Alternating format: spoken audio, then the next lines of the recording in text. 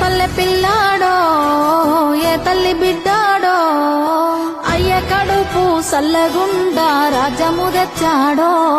ఎన్ని గడపలు దొక్కాడో ఎన్ని బాధల పడ్డాడో 60 ఏళ్ళ గోసదీచి సంబురమిచ్చాడో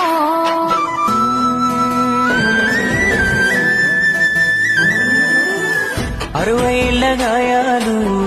మరవలేని వేదనలు అన్ని మాయమవుతాయి నిన్ను చూడగాని తీర్చినావు మా కలలు తుడిచినావు కన్నీళ్ళు